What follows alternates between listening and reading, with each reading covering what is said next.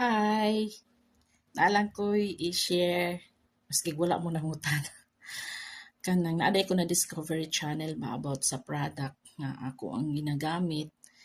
Kay, nag-uol ko ba kay, kung na gani, grabe na ako ang dark spots tungod sa kanang katigulangon na nato, musugot mo sa dili, diha kita padulong magka daghan jud ta og mga dark spots nga moabot sa tong kinabuhi tungod sa mga scars, sa mga uwat sa mga kagahapon nga mga pangit kaayo. So, nangita tag products.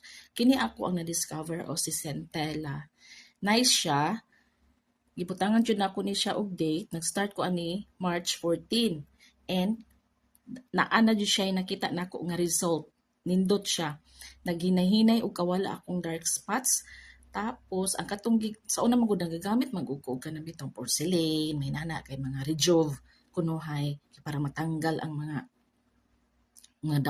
daotang mga paghitabo sa atong kinabuhi diri sa naong mao to nagamit ko tapos wala man pangit siya tapos di ko magamit ko atong hadlok ko mapanan sa init kini mao ni siya tone brightening nindot light lang dali ra mag-absorb sa face pagkauga narao pagkaugaan ni kanina pod para ni sa pores kanang mga dagko kayo nga mga pores kanang mga kay ako man dagko kay ako mga pores ultimo kabaw makasulod so para mugamay siya kailangan nato og product kini Centella gyapon ni siya kini siya mura siya og may pagka pinkish tapos after ato pagka nauga na tong kini tapos pag-augaan ni ugan pagkahuman ani kini na pod magkauga kini na pod ang sunscreen.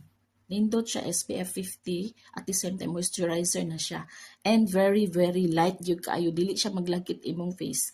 Dili siya magkuan kanang gitang bugat mo feeling nimo bugat imong naong dili.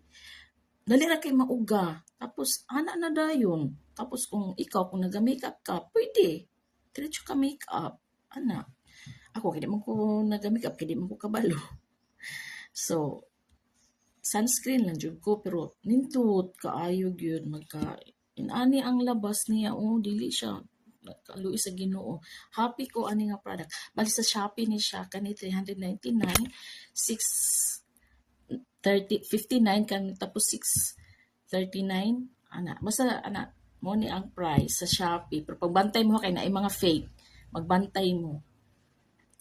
Thank you.